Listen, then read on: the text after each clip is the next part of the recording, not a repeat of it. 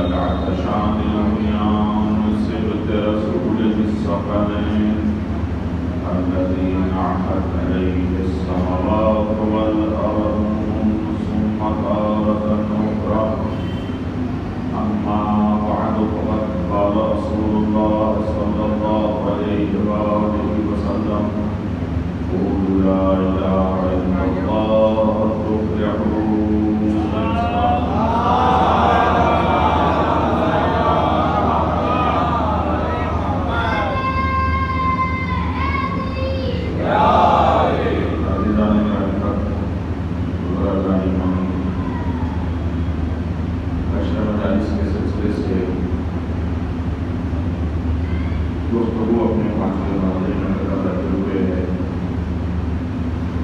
نبی کریم کے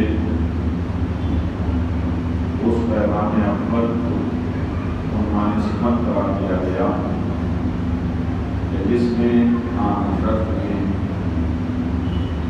سب سے پہلے کلمہ توحید کو چلوایا، یعنی رہتی قیامت تک کے لیے پیغام دیا ہے کہ ہمارے اس دنیا میں آنے کا مقصد معرفت پروردگار میں صلوات بھیجے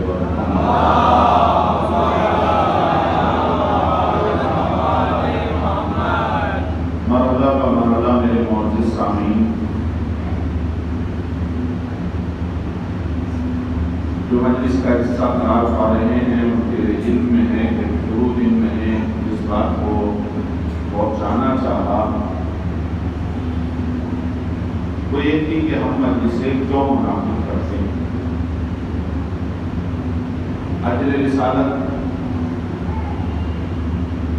جو خداوند عالم نے اپنے نبی کی زبان سے قرآن مجید کی آیت کے اعتبار سے ارشاد کیا کہ قل لا اسألکم علیہ اجرا الا المودۃ فی القربی، نبی کہہ دیجیے ان سے کہ میں اجر رسالت کچھ نہیں چاہتا تم سے مگر یہ کہ میرے قرابت داروں سے مودت اختیار کر لو۔ ایک صلوات بھیجیے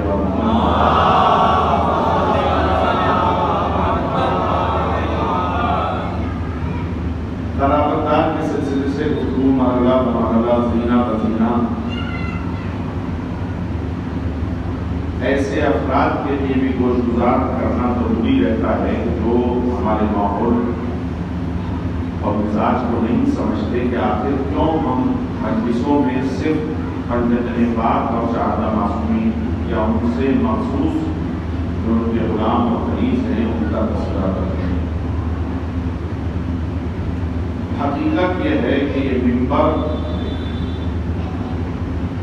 اس پر ہم اپنی مرضی سے کسی کا بھی ذکر نہیں کرتے مگر یہ کہ اس کا تذکرہ کرتے ہیں جس کا تذکرہ اللہ نے اور رسول نے ان سے چاہا ہے۔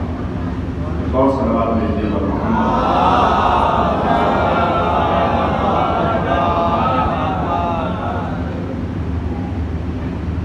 لاکھ زمانہ ہم سے چاہے کہ ہم کسی غیر کا ذکر کریں لیکن ہم صرف انہی ہستیوں کا تذکرہ کرتے ہیں جس منبر سے جن کا ذکر اللہ نے اور رسول اللہ نے ان سے چاہا،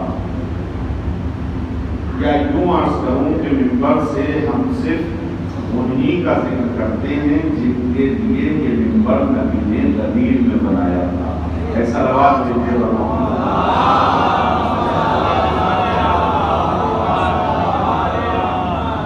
زمانہ لاکھ چاہے ہمیں دنیاوی مال و دولت سے لالچ دے کر، لیکن ہم کسی غیر معصوم کا تذکرہ یا یہ کہ ان ہستیوں کا تذکرہ جو غیر معصوم کے در پر جب عیسائی کرتے ہوئے اس منزل تک پہنچے ہیں کہ جس منزل تک معصوم نے انہیں حکم دیا۔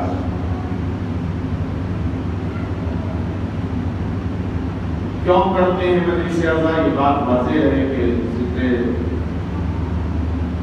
آئے مودت سے بات آیا ہے کہ اجر رسالت ادا کرنے کے لیے فرش ادا اٹھایا جاتا۔ کیوں تو پورے سال مجلسیں منعقد ہوتی ہیں لیکن یہ جو مجلسیں ہیں مخصوص ایام اعزاز سے اس کا اہتمام ہم اپنی عیش و عشرت کو بالائے طاق رکھ کر بھی اختیار کرتے ہیں۔ کیوں؟ اس لیے کہ نبی کا نواسہ کربلا کے میدان میں اسلام کی شمع کو قیامت تک کے لیے باقی رکھنے کے لیے پہنچ چکا ہے۔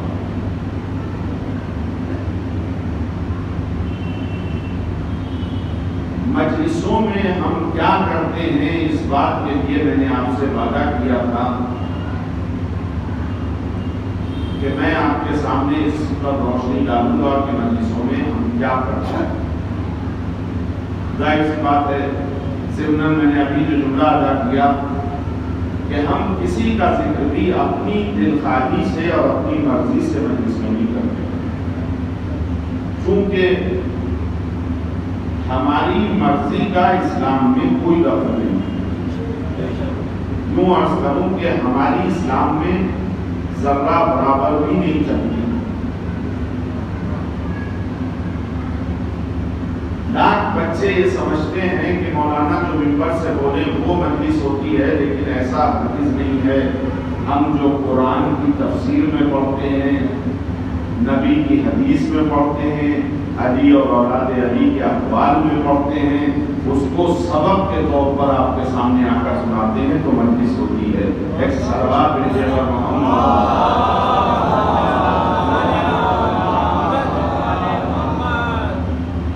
اب مجلس میں کسی غیر معصوم کا ذکر صرف اس شرط پر کرتے ہیں کہ جو معصوم کو ویسا سمجھ پایا کہ جیسے سمجھنے کہا۔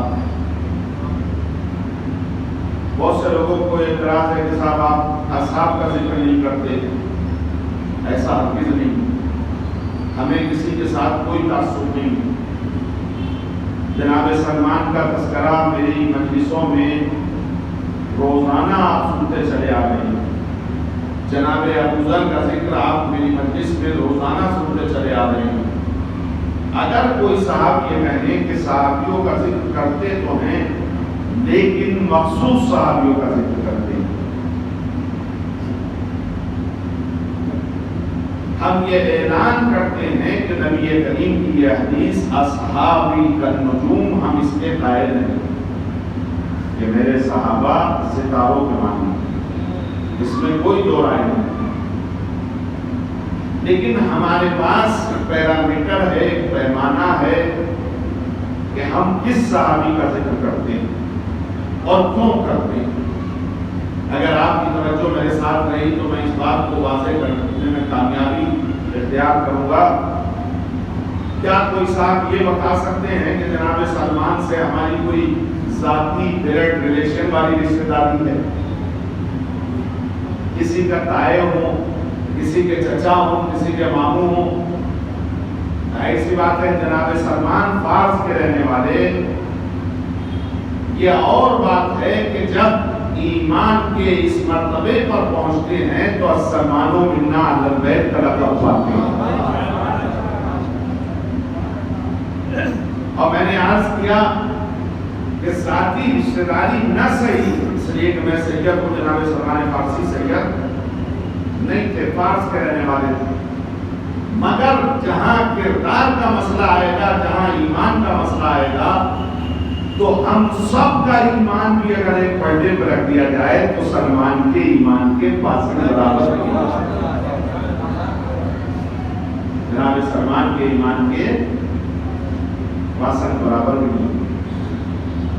اور یہی مسئلہ جناب ابوذر کا ہے کہ ہم سب مل کر بھی، صرف یہی افراد نہیں جو اس سزا خانے میں تشریف فرما ہے، تمام دنیا کے مومنین اگر اپنے ایمان کو ایک پردے میں رکھتے ہیں تو جناب ابوذر کے ایمان کے برابر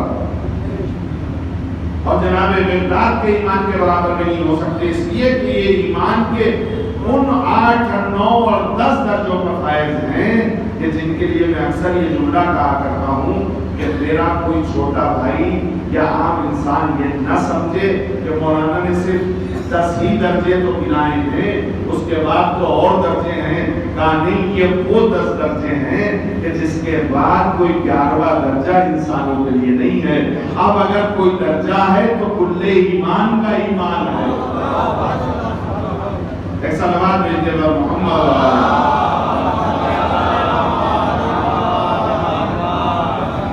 اب اگر کوئی درجہ ہے تو کل ایمان کا ہے. کوئی صاحب یہ نہ سمجھے کہ ابھی مولانا نے صرف 10 ہی درجے تو بنائے ہیں، 11واں 12واں 13واں 14واں اور 99 اور 100.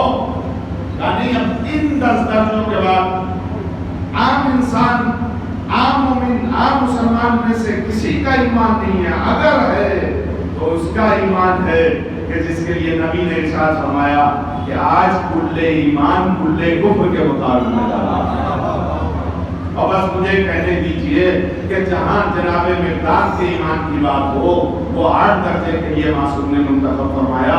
جہاں جناب ابو ذر کے ایمان کی گفتگو ہو وہاں 9 درجے پر جناب ابو ذر کو قرار دیا.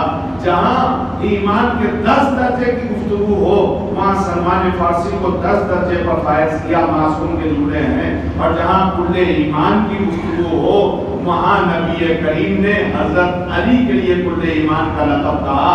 اور اب اگر میں یہ کہہ سکوں کہ جس کا بیٹا کل ایمان ہو اس کے باپ کے ایمان کا کیا مرتبہ ہے. سلام بھیجیے بر محمد.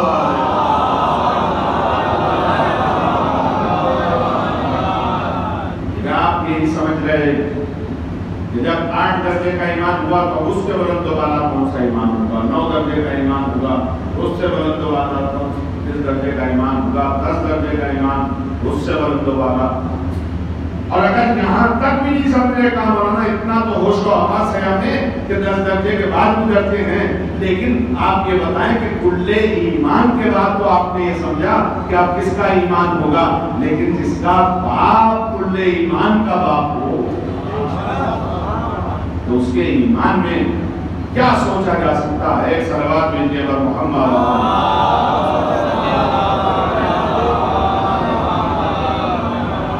اور یہ جو پس و پیش ہوتا ہے بہت سی چیزیں بہت سے مسلمانوں اور بہت سے ایمان والوں کے سمجھ میں نہیں آتی ہیں، تو حقیقت میں یہ ایمان کی کمی کی وجہ ہے. جتنی معرفت بڑھتی چلی جاتی ہے اتنا ہی ایمان کامل ہوتا چلا جاتا ہے.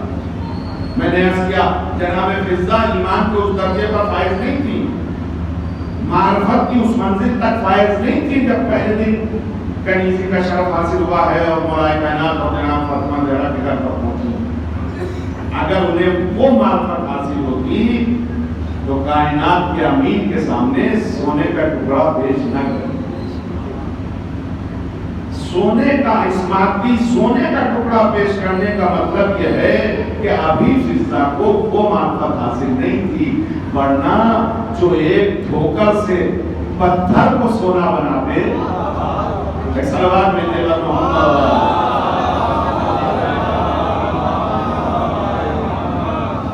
ایک اچھا مصرع کہا ہے، ایک اور صلوات بھیجیے گا محمد.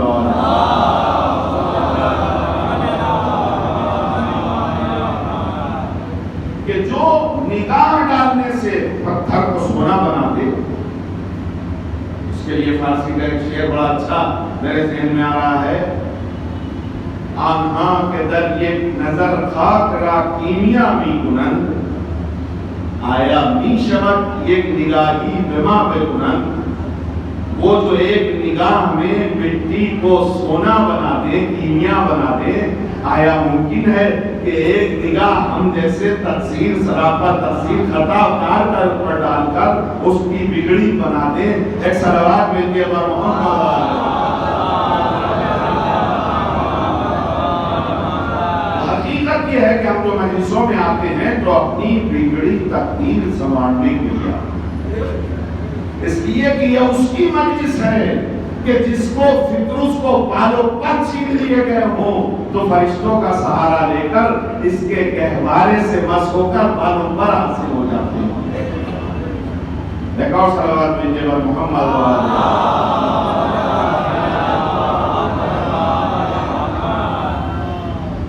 جو میں اپنے وقت کے اعتبار سے جتنا انتظار کرتا تھا مومنین کا اتنا میں نے کیا، اور اب گفتگو کو آگے اپنے سلسلے سے بڑھاؤں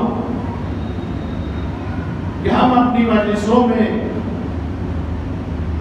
کیا کرتے ہیں اس کا اندازہ لگانے کے لیے اگر کسی کو شک ہو تو اتنی زحمت کرے کہ ہماری مجلسوں میں شرکت کرے اور یہ دیکھے کہ ہم کس کا تذکرہ کرتے ہیں۔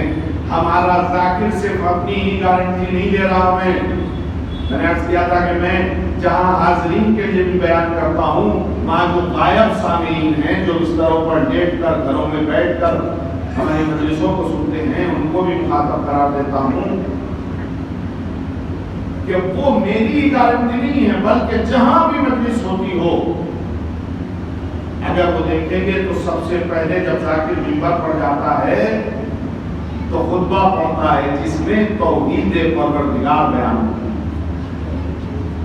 حمد باری تعالیٰ بیان ہوتی ہے۔ جو سب سے پہلا کام ہوتا ہے وہ خطبہ ہے، یعنی ہم اعلان کرتے ہیں کہ ہماری مجلس کی ابتدا توحید باری تعالیٰ سے ہوتی ہے۔ ایک صلوات بھیجیے بر محمد۔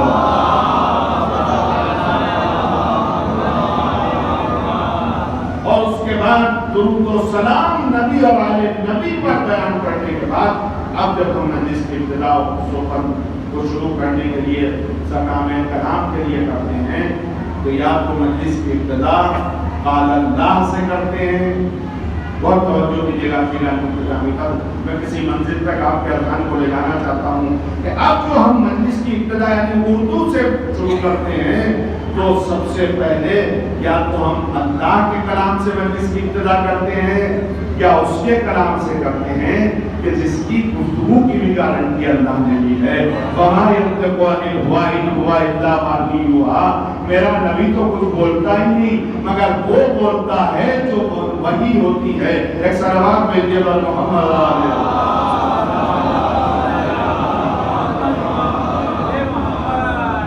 یا اللہ کے کلام سے جو خالق کلام ہے یا رسول اللہ کے کلام سے جس کی گفتگو کی زبان آپ اور ہم بولتے ہیں، لیکن ہماری گفتگو میں ضمانت اور گارنٹی نہیں ہے کہ میں جتنی دیر بولوں گا سچ سچ بولوں گا، نہ جانے کتنی باتیں چونکہ عام انسان ہے مجسمہ خطا و نسیان ہے، لیکن اس کے کلام سے مجلس کی ابتدا کرتے ہیں جس کے گفتگو کی ضمانت اللہ نے یہ کہہ کر دی ہے کہ میرا نبی بولتا نہیں ہے، اگر بولتا ہے تو وہی بولتا ہے تو وہی ہوتی ہے۔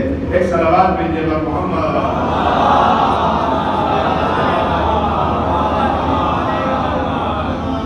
میں نے عرض کیا کہ پہلے تو 40 سال نبی کریم کی خاموشی کی زندگی سامنے رکھو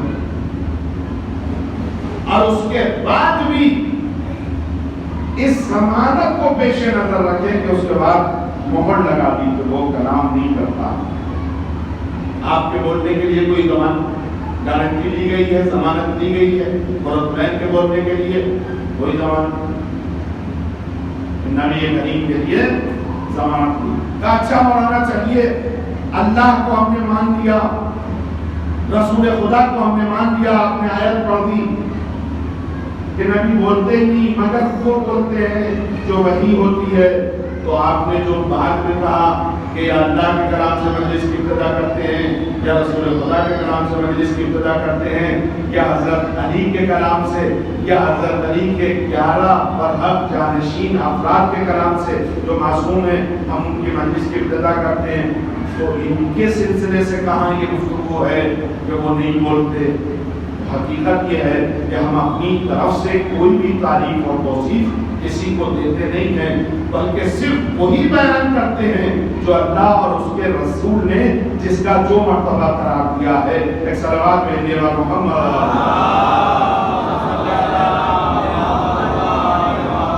چونکہ ہم علی اور اولاد علی کو نبی نہیں مانتے، یہ صرف نبی کے لیے ہے۔ وما ينطق عن الهوى، نبی کریم خاتم النبیین خاتم المرسلین محمد مصطفیٰ صلی اللہ علیہ وسلم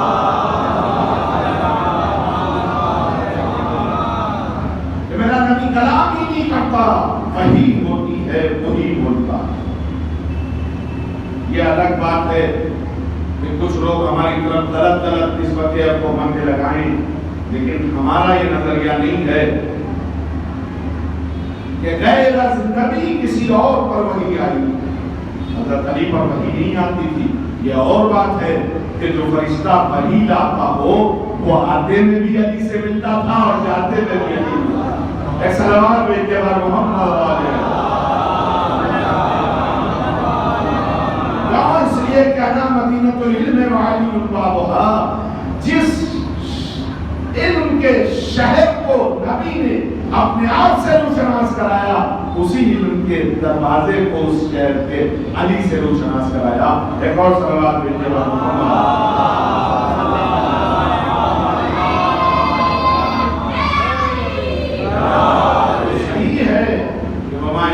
صرف نبی کریم کے لیے ارشاد ہوا، لیکن ہم نے کہا کہ ہم یا اللہ کے کلام سے یا رسول خدا کے کلام سے یا ان کے 12 برحق جانشین افراد کے کلام سے، تو یہ 12 اماموں کا کلام جو ہے اسے اتنا معتبر آپ نے سمجھا۔ دیکھیے ہم اس وجہ سے ان اماموں کے کلام سے مجلس کی ابتدا کرتے ہیں کہ ان کے کلام کے لیے بھی سند آئی۔ ارشاد ہوتا ہے قرآن مجید میں وَمَا تَشَاءُونَ إِلَّا أَن يَشَاءَ اللَّهُ،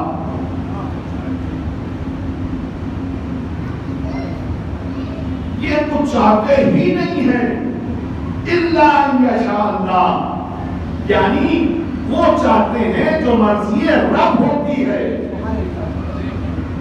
ان کی ذاتی کوئی فکر ہے ہی نہیں مگر یہ کہ جو مرضی معبود فکر معبود ہے۔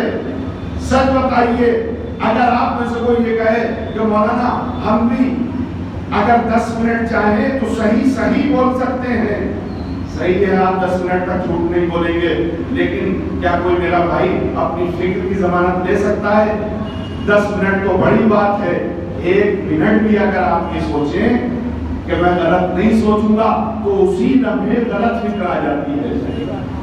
اس لیے کہ فکر ایک ایسی چیز ہے کہ جس پر کسی کو کوئی کنٹرول نہیں، یہ تو تھانے دار سے بھی نہیں رکتی ہے، اور اسی وجہ سے ان 9 چیزوں میں سے جس پر نبی کریم کی امت سے معافی دی گئی ہے، ایک فکر ہے۔ جو ذہن میں بات آتی ہے، سوچ ہوتی ہے، اس پر کسی کورٹ میں مقدمہ نہیں چلایا جاتا، لیکن اللہ کی کرم فرمائی دیکھیے، اللہ کی کرم فرمائی دیکھیے کہ اگر غلط سوچ ذہن میں آئی تو منکر و نکیر کو، ان دونوں کرام کاتبین کو یہ حکم دیا کہ ابھی جب تک نہیں لکھنا جب تک میرا بندہ عمل نہ کر لے۔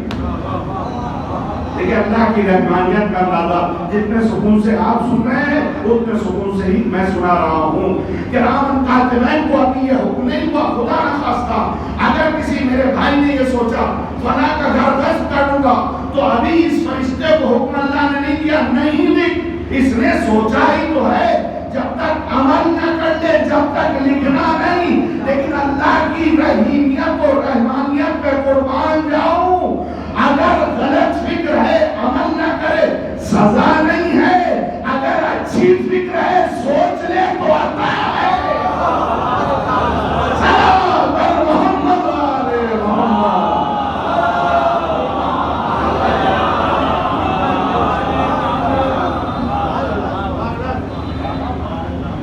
کسی کورٹ میں، نہ یہاں کی کورٹ میں نہ وہاں کی کورٹ میں، کسی کی پیشی پہ اگر کوئی صاحب کہے کہ صاحب کیوں مقدمہ یاد کیا کہ اس نے یہ سوچا تھا کہ ایسا کریں گے، جب تک پریکٹیکل میں نہیں آئے گا جب تک کیس درج اللہ کی عدالت میں بھی، لیکن اس کی رحمانیت کا اندازہ لگائیں۔ کسی نے نعوذ باللہ سوچا کہ میں کسی کا تماچا ماروں، ابھی حکم نہیں ہے کہ لکھیں، لیکن ہاں اگر کسی میرے بھائی نے یہ سوچ لیا کہ آج نماز شب پڑھوں گا تو اب حکم ہو گیا کہ لکھ لو، یہ اللہ کی رحمانیت کی دلیل ہے۔ ایک صلوات بھیجے بر محمد علیہ۔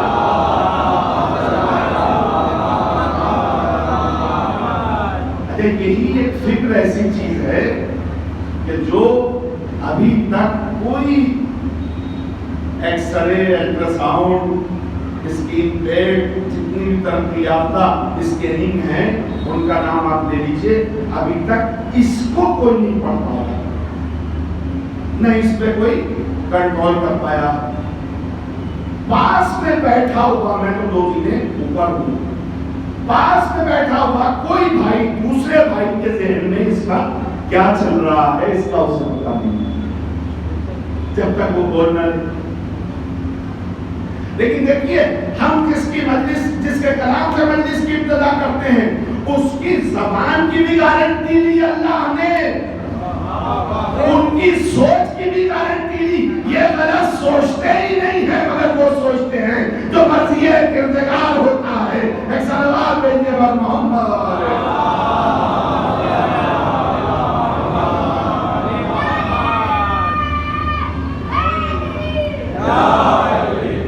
صحیح ہے، سیدانی کلام لکھا تو بنائے انتقالی ہوائی ہوائی واحد یوہا، واحد کا صیغہ، انتقو واحد کا صیغہ ہے، وہ بولتا نہیں ہے، جمع نہیں ہے۔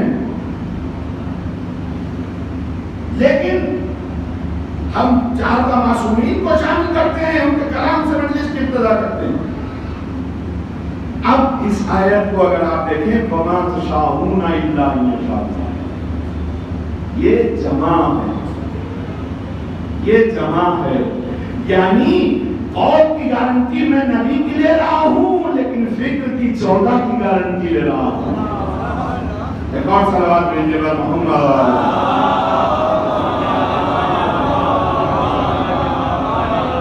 جن کے بولنے کی بھی گارنٹی دی، جن کے کلام سے مجلس کی ابتدا کرتے ہیں، ان کے سوچنے کی بھی گارنٹی دی، جن کے کلام سے مجلس کی ابتدا کرتے ہیں۔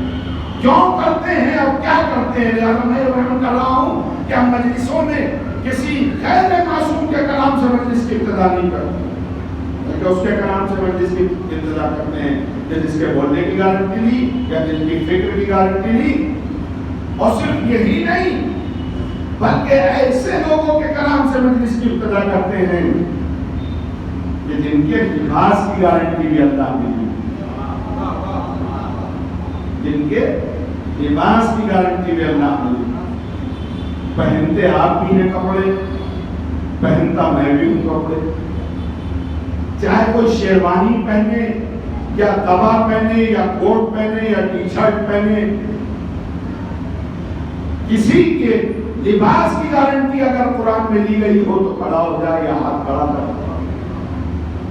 ہم ایسے لوگوں کے کلام سے مجلس کی ابتدا کرتے ہیں کہ جن کے لباس کی بھی گارنٹی لی، جو اوڑھ لے تو اس چادر کی گارنٹی، چادر تطہیر، جو پہن لے تو مدمل، جو اوڑھ لے تو مدثر قرار پائے۔ صلوات بھیجیے بر محمد علیہ۔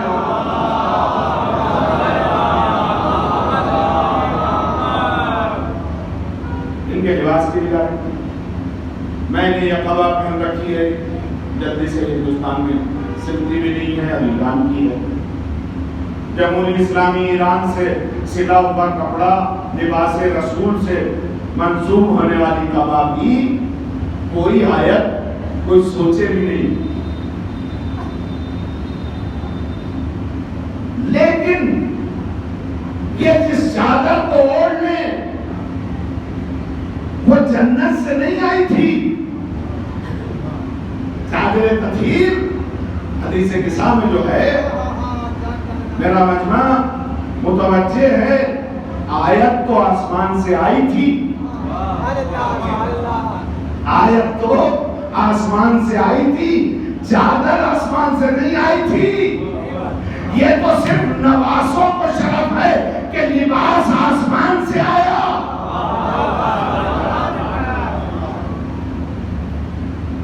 میں کسی اہم وادی میں قدم رکھے ہوئے ہوں، یہ تو نواسوں کے لیے شرف ہے۔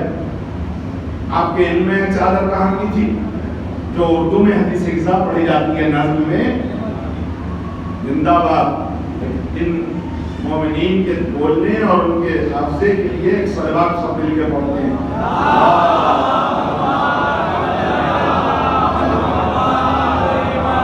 پردے یمنی تھی، یمن، یہی یمن جس کی کیپٹل سنا ہے، مشہور تھی چادر، یعنی اعلان یہ کرنا چاہ رہے کہ دیکھو ہم آسمان والے ہیں، اگر زمین کی چادر بھی اوڑھ لیں گے تو اس کو عرش اعلیٰ تک پہنچا دیں گے۔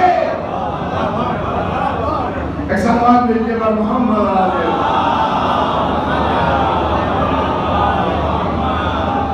اور صرف یہی نہیں، ہم ایسے لوگوں سے مجلس کے ابتدا کرتے ہیں، ایسے لوگوں کے کلام سے کہ جو فعل انجام دیں تو اللہ اپنا فعل منسوخ کر دے، جیسا کہ قرآن مجید میں ہے وَمَا رَمَيْتَ إِذْ رَمَيْتَ لَكِنَّ اللَّهَ رَمَىٰ۔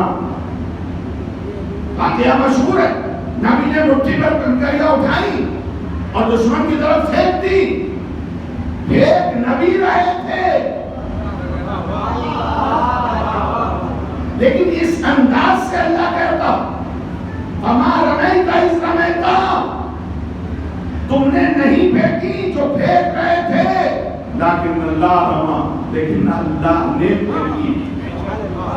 چلیے یہاں تک تو ہم برداشت کر لیتے ہیں اور سمجھ لیتے ہیں اور سن لیتے ہیں، کیوں؟ اس لیے کہ معصوم نبی کا مسئلہ ہے اور اللہ کا فیکٹ ہے۔ معصوم نبی کے فعل کو اللہ اگر اپنا فعل کر لے تو نہ آپ کو اعتراض ہونا چاہیے نہ مجھے اعتراض ہونا چاہیے، اس لیے کہ نبی معصوم ہے۔ لیکن میرا ساتھ دیجیے گا، اب میں ایک سورہ پڑھتا ہوں، بسم اللہ الرحمن الرحیم، وَالضُّحَىٰ وَاللَّيْلِ إِذَا سَجَىٰ وَمَا وَدَّعَكَ رَبُّكَ وَمَا قَلَىٰ وَلَلْآخِرَةُ خَيْرٌ لَكَ مِنَ الْأُولَىٰ وَلَسَوْفَ يُعْطِيكَ رَبُّكَ فَتَرْضَىٰ أَلَمْ يَجِدْكَ يَتِيمًا فَآوَىٰ۔ اے نبی، دیکھیے کنکریاں پھینکی نبی نے، کہا ہم نے پھینکی، ہم خاموش رہے، لیکن اب عجیب سا مسئلہ ہے، علم یجد کا یتیمن فآویٰ، معبود یہاں خاموش نہیں رہیں گے، اس لیے کہ توحید داغدار ہو جائے گی۔ اے نبی، کیا ہم نے تمہیں یتیم پا کر تمہاری پرورش نہیں کی؟ معبود اگر ہم تیرے ہاتھ مان لیں،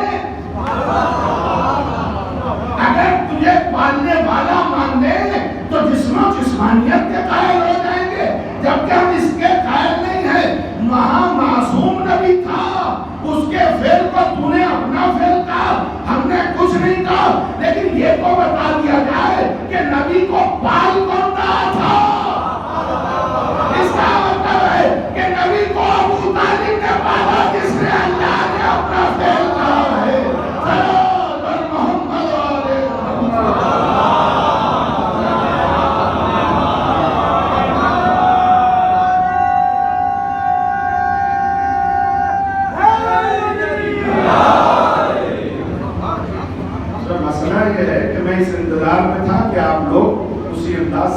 میں ہی راؤنڈ تھا، جو کہ ماشاءاللہ سے آپ کے شہر کا مزاج اور انداز یہ ہے کہ بہت سی جگہوں پہ جہاں اور جگہ پہ ہم جاتے ہیں تو پہلی دوسری تیسری محرم کو مجمع کم ہوتا ہے، آخر میں زیادہ ہوتا ہے۔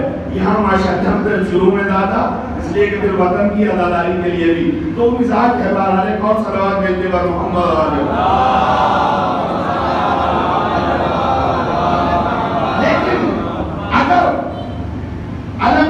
یتیمن پہ بات آئے گی تو ہمیں بولنے کا حق ہے کہ اللہ نبی کے اوپر یتیمی کا تصور تو ہم سمجھ گئے، لیکن یتیم پا کر تمہاری پرورش نہیں کی، یہ بات ہم نہیں سمجھ پائے۔ لہذا ایسے لوگوں کے کلام سے ہم مجلس کی ابتدا کرتے ہیں کہ جن کے بولنے کی بھی ضمانت اللہ نے دی، جن کے فکر کی بھی ضمانت اللہ نے دی، جن کے فعل کی ضمانت بھی اللہ نے دی۔ اور میں نے عرض کیا کہ اگر یہ چادر اوڑھ لیں تو آیت اتر کر نازل ہو کر یہ بتائے کہ آیت تطہیر یہ اس کا اعلان ہے جو حدیث کلام اور آپ پڑھتے ہیں۔ اور صرف یہی نہیں، میں نے عرض کیا کہ میں چاہے اسلامی ملک کی قبا پہن لوں، لیکن میری قبا کے لیے، آپ کی شیروانی کے لیے یا کسی لباس کے لیے کوئی آیت یا کوئی لقب نہیں ہوگا، لیکن اگر نبی کملی پہنے مزمل قرار پائیں، چادر اوڑھیں تو مدثر قرار پائیں۔ ایک بات نہیں سمجھ میں آتی ہے جو آپ کے مزاج کے قریب لانا چاہ رہا ہوں کہ یہ جو قرآن مجید میں نبی کو لقب دی ہے طٰہٰ، یاسین اور دوسرے القاب، قسم بھی کھائی گئی، یہ سب سمجھ میں آتے ہیں، لیکن اس کملی کے ذریعے سے، اس چادر کے ذریعے سے نبی کو لقب دیا جا رہا ہے، یہ بات جلدی سے سمجھ میں نہیں آتی ہے۔ کیوں؟ اس لیے کہ جو مزمل کہا گیا نبی کریم کو، کملی پہننے والا نبی، تو یہ آخر کملی ایسی کون سی صفت رکھتی تھی جس کی وجہ سے نبی کو پکارا جا رہا ہے؟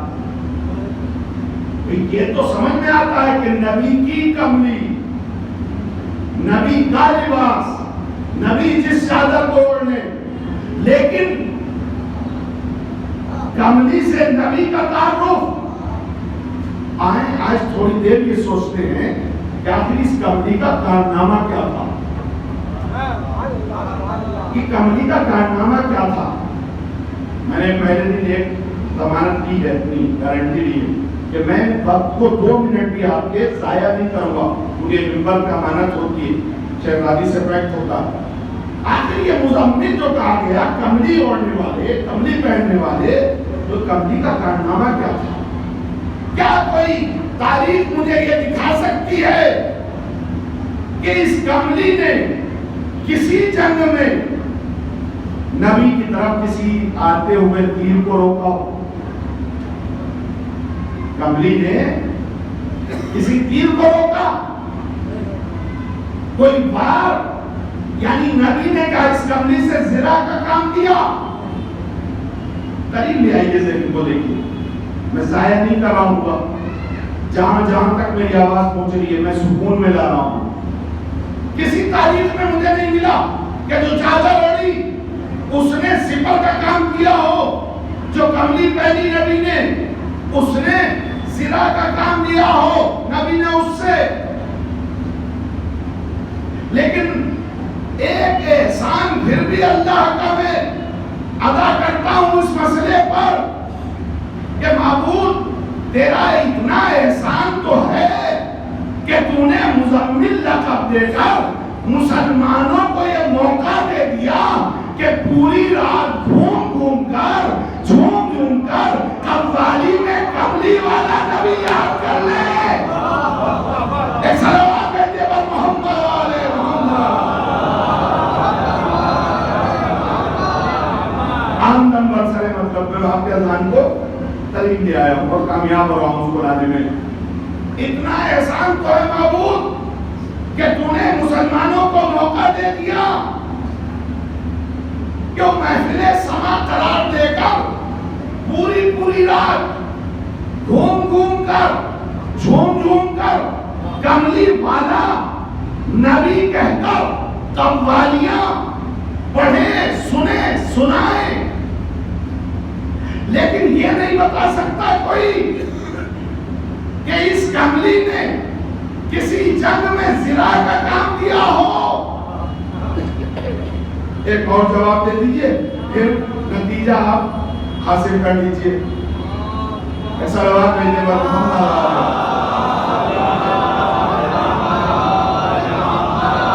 یہ جو کملی کا تذکرہ آپ سنتے ہیں نبی کریم سے متعلق، تو یہ کملی نبی کیا 12 ماس پہنا کرتے تھے؟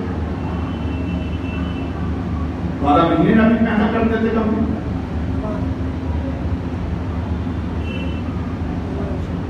بھئی آپ کوٹ پہنتے ہیں، آپ باسکٹ پہنتے ہیں، وقت ضرورت پہنتے ہیں،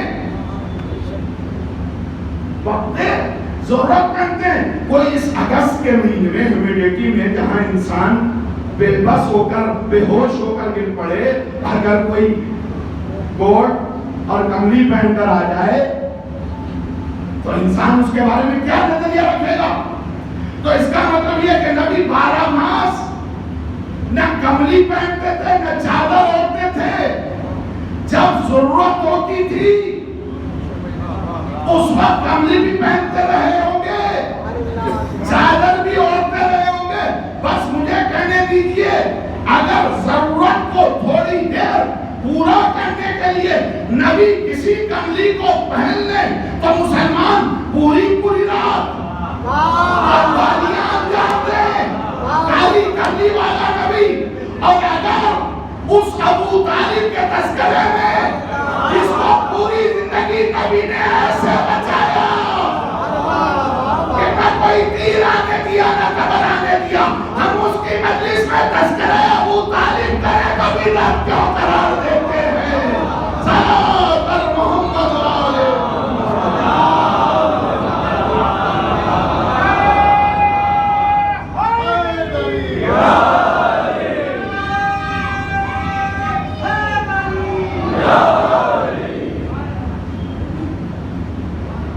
میرے سکون سے بیان کرنے کا مقصد ہدف جہاں تک اب تو یہ ریکارڈ ہو رہی ہے باتیں، ایسا نہیں ہے کہ غیر شرعی اور غیر ذمہ داری سے ہم کوئی بات کریں.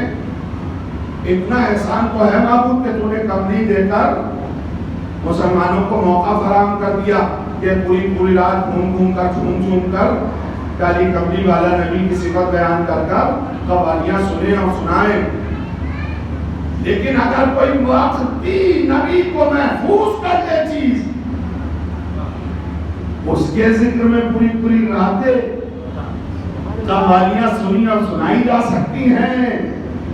اگر اس ابو طالب کا ذکر کہ جس کے لیے قرآن نے باقاعدہ یہ کہا کہ نبی کو ہم نے یتیم پا کر ابو طالب سے پرورش کرائی، اور گھنٹہ 2 گھنٹے کی بات نہیں ہے، یہ کملی نہیں ہے کہ جو صرف سردی میں نبی پہنتے ہوں. یہ جو ہم شب ہجرت کا واقعہ بیان کرتے ہیں عزیزان گرامی قدر، اور جوان جوش میں آ کر شوق میں آ کر نعرے لگاتے ہیں، تو شب ہجرت جس کو بیان کیا جاتا ہے وہ 1 رات کا واقعہ ہے. کیا جب نبی نے علی سے کہا کہ تم میرے بستر پر سو رہو گے، حکم الہی سے، اس لیے کہ نبی کچھ بولتا ہی نہیں. کوئی خود سے ہجرت کے ساتھ شامل ہو جائے الگ بات ہے، نبی کسی کو بلا کر بستر پر لٹائے حکم رب ہے. صلوات بر محمد و آل محمد. نعرہ تکبیر، اللہ اکبر، نعرہ رسالت، یا رسول اللہ، نعرہ حیدری، آواز بلند سلوات.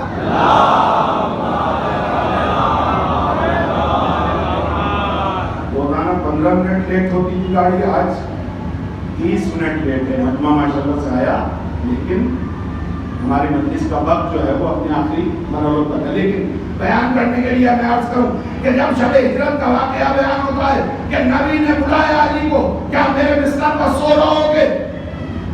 تو علی نے کچھ نہ پوچھا سوائے اس جملے کے، یا نبی، کیا میرے سو رہنے سے آپ کی جان بچ سکتی ہے؟ وہ ہیں جو مال غنیمت دیکھ کر نبی کو اکیلے چھوڑ جائیں.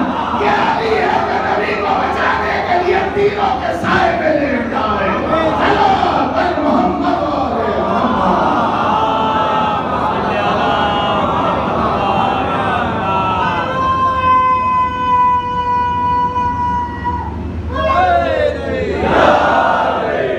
آپ نے بارہا سنا ہے کہ میرے سو رہنے سے، یعنی علی آج یہ واضح کر دینا چاہ رہے تھے قیامت تک کے لیے کہ علی نبی کے مقابل جان اپنی بچانے والے کا نام نہیں ہے، بلکہ نبی کی جان کو بچانے کے لیے اپنی جان کو قربان کرنے والے کا نام. جس انداز سے میری گفتگو کو آپ سماعت فرما رہے ہیں، تو ان دونوں باتوں سے جو میں پیغام آپ تک پہنچاؤں گا، جس سرکار بڑی سرکار میں خدمت کروں گا، وہ بھی آپ 2 سیکنڈ بعد ہی اس نتیجے تک پہنچے. نبی کریم نے کہا ہاں، تو اب علی نے کہا بلا یا رسول اللہ. اب کوئی بات نہیں ہے، ڈر نہیں ہے، خوف نہیں ہے. میں سوؤں گا. ایک رات کا واقعہ ہے یہ. لیکن عزیزان گرامی قدر، جہاں بات آ گئی ہے وہاں ہفتے منبر، ہفتے محرم، ہفتے عزاداری ادا کرتا چلوں. ہجرت بھی جیسے رات بیان کیا، گھر خیبر کو اکھاڑنا صرف نعروں کے لیے نہیں مولا نے اکھاڑا تھا. ہجرت بھی صرف اس لیے نہیں تھی کہ قرآن پڑھے گا اور لوگ خوش ہو کر نعرے لگائیں گے، بلکہ اگر واقعی ہجرت کو اس انداز سے دیکھیں تو جہاں یہ گفتگو ملتی ہے کہ میرے بستر پر سو رہو گے اور مولا نے معلوم کیا ہے کہ کیا آپ کی جان بچ جائے گی، تو نبی نے فرمایا ہاں. اپنا مولا کائنات نے کہا میں سو رہوں گا. اسی وقت نبی کریم نے ایک کوٹلی امانتوں کی مولا کے حوالے کی ہے، جو اس روا روی میں عام ذاکرین سے شاید یہ باتیں نہ سن سکے ہو، اس لیے کہ میں نے عرض کیا تھا کہ ہمیں بہت دور کی دکھائی دیتی. ایک کوٹلی امانت کی دی ہے، علی میرے بعد ان امانتوں کو امانت والوں تک پہنچا دینا. تو ہجرت کا مطلب کیا ہے؟ مائگریٹ. انسان تبدیل کر جائے. اور ایک جملہ میں عرض کروں گا حسین کے سلسلے سے، جیسے یہ ہے کہ مدینہ چھوڑا امام حسین نے. چھوڑنے کو، خود سے چھوڑنے کو ہجرت نہیں کہتے ہیں، چھوڑوانے کو ہجرت کہتے ہیں. اپنی مرضی سے سفر اختیار کرنے کو ہجرت نہیں کہتے ہیں. اب اس کی باریکی پہ آپ جائیے گا. نبی خود سے نہیں جا رہے ہیں، دشمن جان کا در پہ آزار ہو گیا ہے. میں نے وزنی کیا ہے جوانوں کے لیے اس بات کو کسی پیغام پہنچانے کے لیے، یعنی ہجرت خود سے نہیں کرائی جاتی ہے. جان کے لالے جہاں پڑ جائیں، اور اگر وطن چھوڑنا پڑے آمنہ کے لال کو، تو ایک سبق دے رہا ہے کہ جان کے تمہارے لالے ہیں، امانتیں واپس کرنا ہے. ہم نے تو بہت سے بلڈروں کے نام یہاں تک سنے، کہا یہ کون ہے؟ کہا یہ وہی ہے جب بمبئی میں بدنامی کا لیبل چھپ گیا تو ہجرت کر کے دلی بسا لی. جب گاؤں میں بہت زیادہ لوگوں نے اپنی امانتیں مانگنا شروع کی تو آ کے مصطفیٰ بھاگ بسا دیا. نبی پیغام دے رہے ہیں یہ کافر ہیں جن کی امانتیں میں واپس دلا رہا ہوں. علی کے رہ جانے کے بعد امانتیں ان تک پہنچا دینا، یہ ہے مقصد علی اور نبی صلوات محمد علیہ محمد.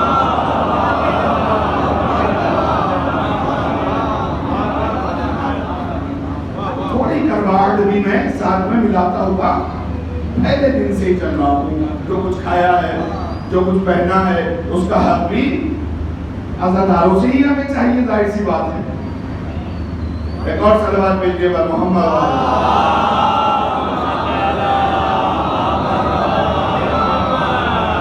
کچھ چیزیں ہمیں باہر والوں سے چاہیے، کچھ چیزیں ہمیں عزاداروں سے چاہیے. کل میں نے عرض کیا تھا جملہ کہ ہم سب کو دلیل لانی پڑے گی عزادار کی، سوائے ایک آدمی کے جس کو میں جانتا ہوں. کل ادھر بیٹھے تھے، آئے اور کسی کا نام ہو تو مجھے اعتراض نہیں ہے، وہ بھی ہاتھ کھڑی کر دے کہ مجھے بھی دلیل کی ضرورت نہیں ہے. ہم سب جب تک ان چیزوں پہ عمل پیرا ہوں گے تو عزادار کہلائیں گے. وہ کون کون سی چیزیں ہیں؟ صرف یہی ہے کہ حرف آخر ہے، لیکن عزاداری ہم سے کیا چاہتی ہے، حسینیت ہم سے کیا چاہتی ہے. بڑا اچھا کسی بھائی نے لکھا ہے کہ عزادار کون؟ عزادار یعنی باکردار. باکردار یعنی صرف اس حال میں مصطفیٰ باد کے ادا خانے کے حال میں ایک بچہ یا بڑا نعرہ حیدری لگائے اور یا علی کہنا با کردار ہو سکتا ہے، لیکن ضروری نہیں ہے۔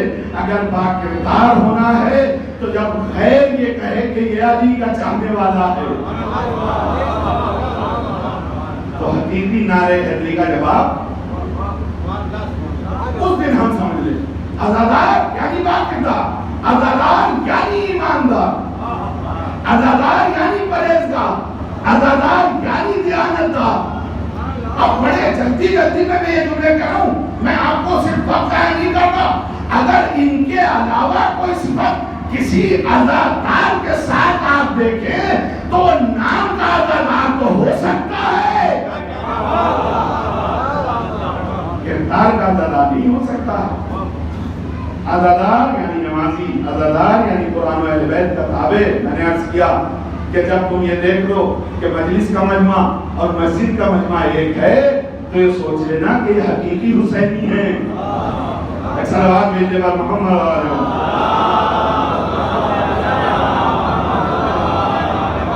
عزادار یعنی امر بالمعروف کرنے والا، عزادار یعنی نہی عن المنکر کرنے والا، عزادار کسی ایک مرحلے پر آ کر رکتا نہیں۔ مولانا یہ جو سب باتیں کہیں ہم اس سے محفوظ ہیں، کب تم اس سے محفوظ ہو تو اس زینے تک نہیں پہنچ گئے، بلکہ عزادار سے تو مولا یہ چاہتے ہیں تم اپنے آپ با کردار ہو، اپنے گھر والوں کو بھی با کردار بناؤ۔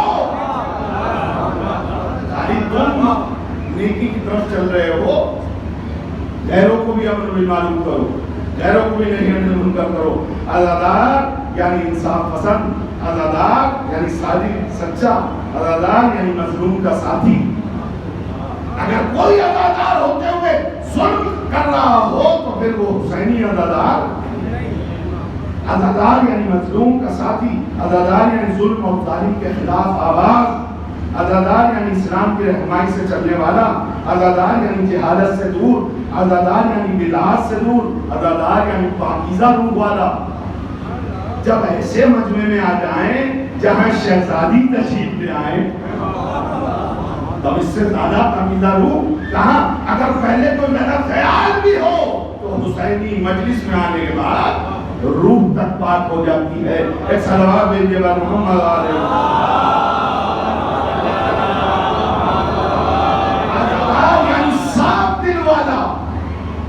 ہر بیان پر مجلس پڑھی جا سکتی ہے، لیکن صرف گزر کا مجلس ہم سے کیا چاہتی ہے، عزاداری ہم سے کیا چاہتی ہے۔ عزادار یعنی مخلص، فرش پیچھے تو اس لیے نہ ہو کہ اس نے کم بانٹا تھا ہم زیادہ بانٹیں گے، اس کا نام کم ہوا تھا ہمارا نام زیادہ ہو۔ صاف دل، مخلص، عزادار یعنی ہمدرد و غمخوار، عزادار یعنی شجاع و بہادر، عزادار یعنی غیرت مند۔ جہاں غیرتیں بلند ہوتی ہوں وہاں حسین کا تذکرہ ہوتا ہے۔ عزادار یعنی علم دو، عزادار یعنی امام زمانہ کا سپاہی، عزادار یعنی باوقار و باشرف، عزادار یعنی شرک کو روکنے والا، عزادار یعنی حکم خدا پر لبیک کہنے والا۔ میں نے عرض کیا کہ عزادار یعنی عزت دار، عزادار یعنی علم و علماء کا قدردان، عزادار یعنی اعلیٰ اخلاق و کردار کا مالک، عزادار یعنی ذمہ دار۔ ہم سے الگ الگ طریقے سے لوگ کہتے ہیں صاحب اس پہ بول لیجئے، جوئے پہ بول لیجئے، سٹے پہ بول لیجئے، شراب پہ بول لیجئے، زنا پہ بول لیجئے۔ ہم یہ کہتے ہیں کہ ہم عزادار سے وہ چیزیں سوچ ہی نہیں سکتے۔ اگر کسی میں یہ صفت بھی ہے تو وہ ہوگا کوئی دار عزادار نہیں ہو سکتا۔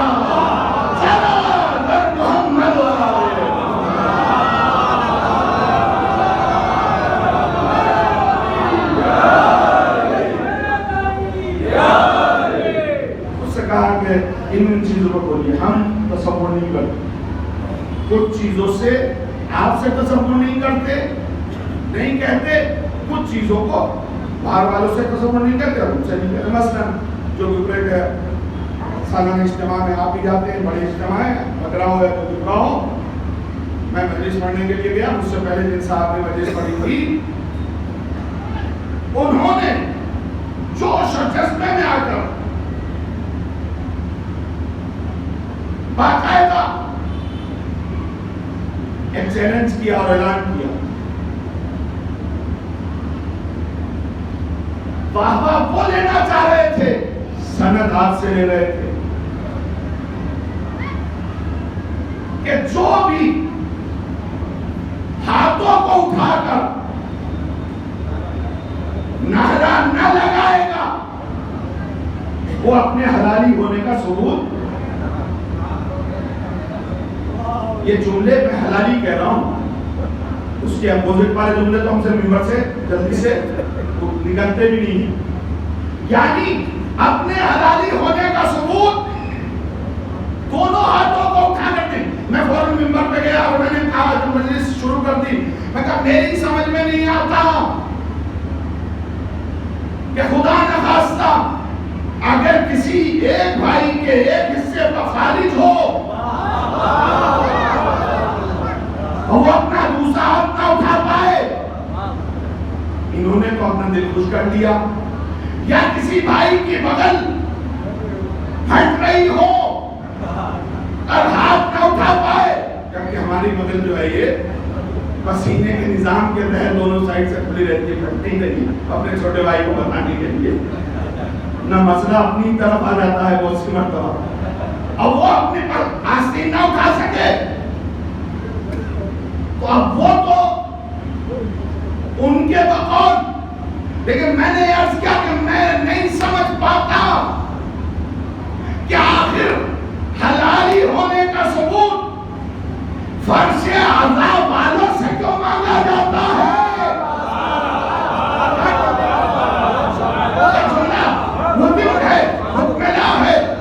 मैं नहीं समझ पाता कि हलाली होने का सबूत फर्श अज़ाब वालों से क्यों मांगा जाता है। इसलिए कि मेरा नजरिया है कि नबी की ये दलील, नबी की ये हदीस खुद दलील है। अली तेरी मोहब्बत आ ही नहीं सकती, अली तेरी मोहब्बत आ ही नहीं सकती मगर ये कि हलाली की दिल में। बस मैं ये ऐलान करता हूँ, सिर्फ शिया अली ही नहीं, अगर कोई गैर भी मजलिस में आ गया तो वो भी अपनी माँ की अमानत की सनद देने आया है।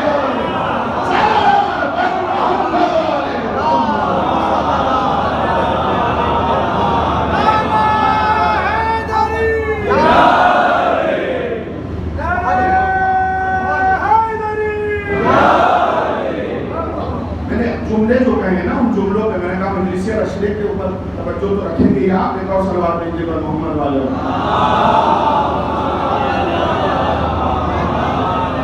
जो भी रही हो। मैंने अर्ज किया कि कुछ चीजें हम आपसे चाहते हैं जो बाहर वालों से नहीं चाहते। इस जुमले पर गौर कीजिएगा।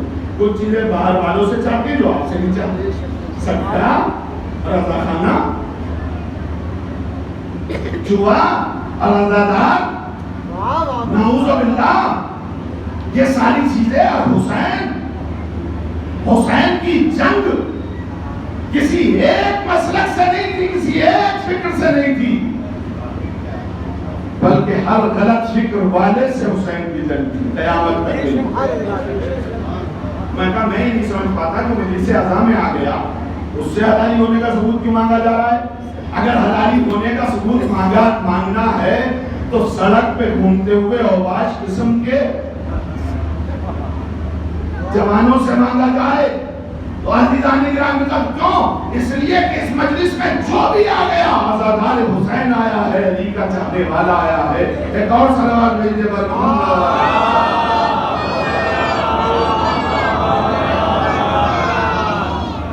माइग्रेट कर दिया साहब।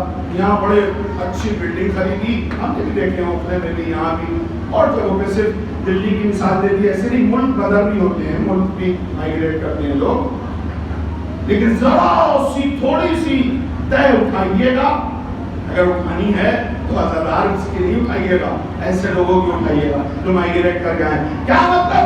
काम इतना कर्जा हो गया था, इतने लोगों को चीटिंग कर रखी थी क्या वहां रहना महाल हो गया था, हिजरत कर दी। इन्हें हिजरत का मफ़हूम ही नहीं पता, हिजरत करके आ गए। عزیزان گرامی، جہاں ہم ہجرت کے واقعے سے یہ بیان کرتے ہیں کہ علی کو بلا کر اپنے بستر پر لٹانے کی گفتگو کی، وہاں یہ بھی تو بیان کریں کہ وہ امانتیں بھی علی کو دیں۔ اب ایک اس فکر میں جتنی مرتبہ پلٹتا رہوں گا، احکام شرعی بیان ہوتے رہیں گے، سچ بتائیے کیا ان امانت والوں میں کوئی پکا اور سچا اور اچھا مسلمان تھا جس کی امانتیں تھیں؟ میں نے یہ جو جملے آپ کو بیان کیے، نبی خود سے نہیں جا رہے تھے، نبی کو نکالا جا رہا تھا، ہجرت کرائی جا رہی تھی۔ امانتیں کس کی تھیں؟ کافروں کی، مشرکوں کی۔ اب ہم سے بہت سے لوگ پوچھتے ہیں مولانا اگر حکومت کافر ہو تو بجلی چرانا، اگر حکومت ایسی ہو تو یہ کام کرنا۔ عزیزان گرامی، نبی کا پیغام یہ ہے، اگر تمہاری جان کا دشمن بھی ہو اور دشمن ہو تو اس کی امانت اس کے حوالے کرنا اسلام ہے۔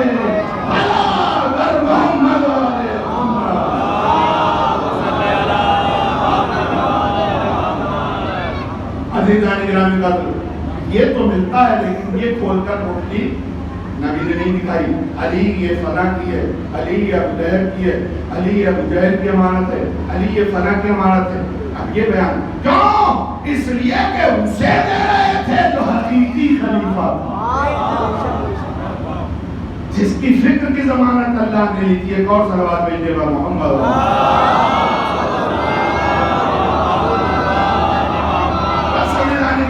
گفتگو کو آگے اس والے انداز سے نہیں بلکہ مسائل والی گفتگو کو اس آخری جملے سے میں پیش کرنا چاہ رہا ہوں، جو میں نے عرض کیا کہ جتنی مرتبہ پلٹتا رہوں گا میں، ایک حکم شریعت اسی واقعہ ہجرت سے نکلتا آئے گا کہ دشمن ہجرت کرا رہے تھے۔ مرضی سے وطن کو چھوڑنا ہجرت نہیں ہے، مجبور کر کے کسی کو نکالنا ہجرت ہے۔ حسین مرضی سے نہیں جا رہے تھے، نانا یہ مدینہ رہنے کے قابل نہیں رہا ہے۔ عزیزان گرامی، ہم ہجرت بیان کر کے نعرہ لگاتے ہیں، کیا ہے ہجرت؟ کہ وہ ایک رات کا تذکرہ ہے جس میں علی نے اپنے آپ کو نبی کے بستر پر سلا دیا۔ کیوں؟ ریزن کیا تھا؟ مقصد کیا تھا؟ کہ میری جان چلی جائے، نبی کی جان بچ جائے۔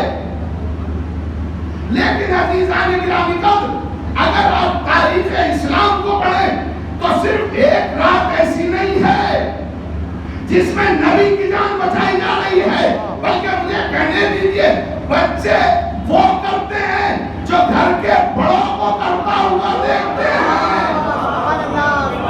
3 سال شام ابو طالب نے جب دشمنوں نے محاصرہ کر دیا اور ابو طالب نبی اور ان کے حال کو اپنے خلافت داروں کو شام ابو طالب میں لے گئے ہیں، تو 3 سال کا عرصہ گزرا، 1-2 دن نہیں۔ قربانی دیکھیے جناب ابو طالب کی، 3 سال۔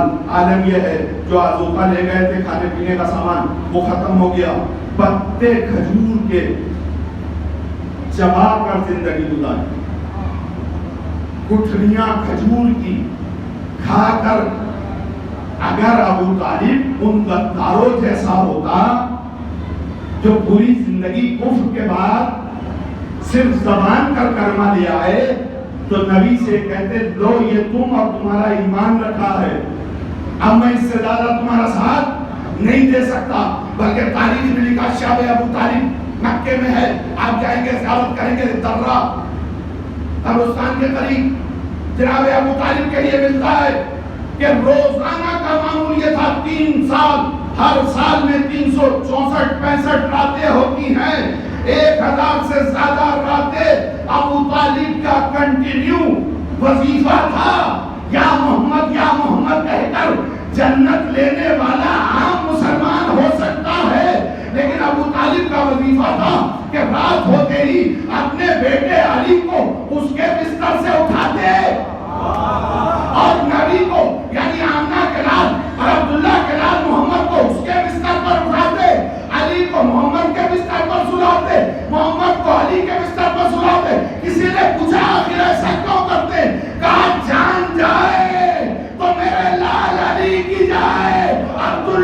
حلال بچہ صلوات پر محمد و آل محمد.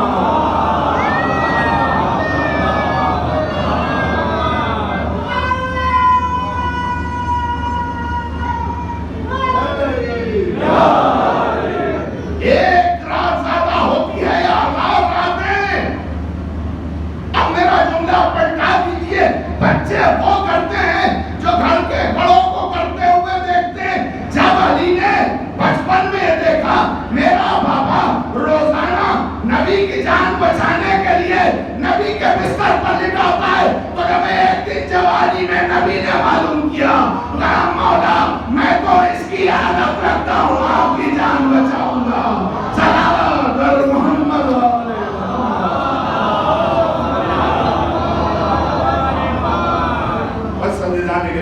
کربلا یعنی مقصد نبی اور مقصد خدا کو حفاظت کرانے والی شے. جب امام حسین نے دیکھا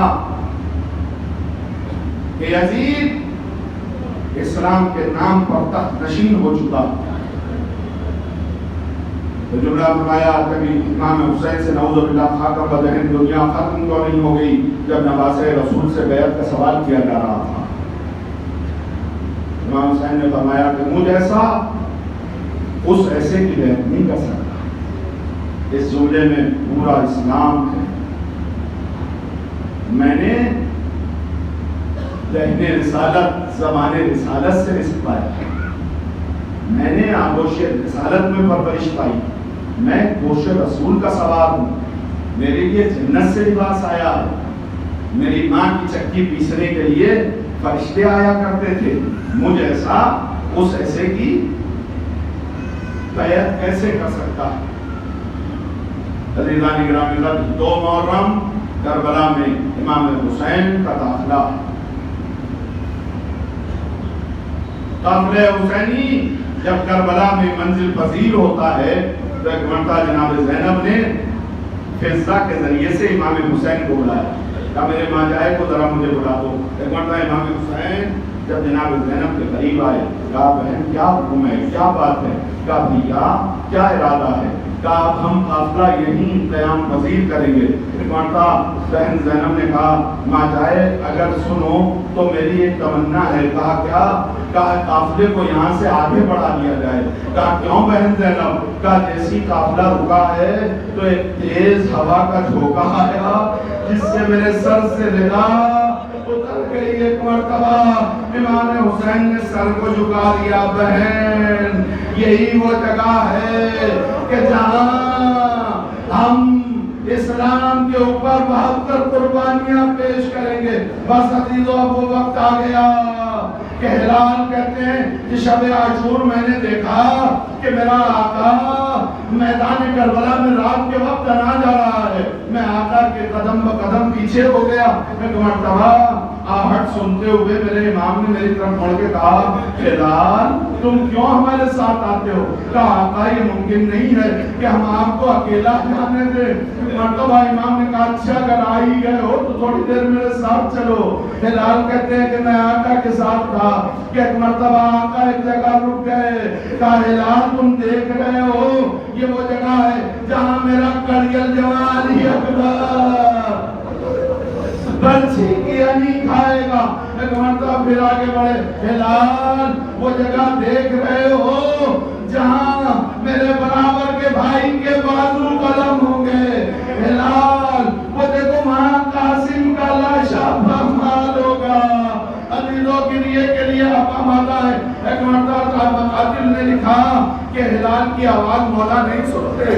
مولا کی آواز کو ہلال نے نہیں سنا تو ایک مرتبہ مولا نے کہا ہلال کیا ہو گیا تم میری آواز کو نہیں سنتے؟ ایک مرتبہ ہلال نے کہا آقا میں آپ کی آواز تو سن رہا ہوں لیکن میرے کانوں میں کسی بیوی کے رونے کی آواز آ رہی ہے. ایک مرتبہ امام نے کہا ہلال تم نہیں پہچانو گے. ارے میری ماں فاطمہ زہرا اس جگہ کو اپنے بالوں سے صاف کر رہی ہے جہاں کل میں گھوڑے سے زمین پر آؤں گا. بس عزیزو آپ نے کیسے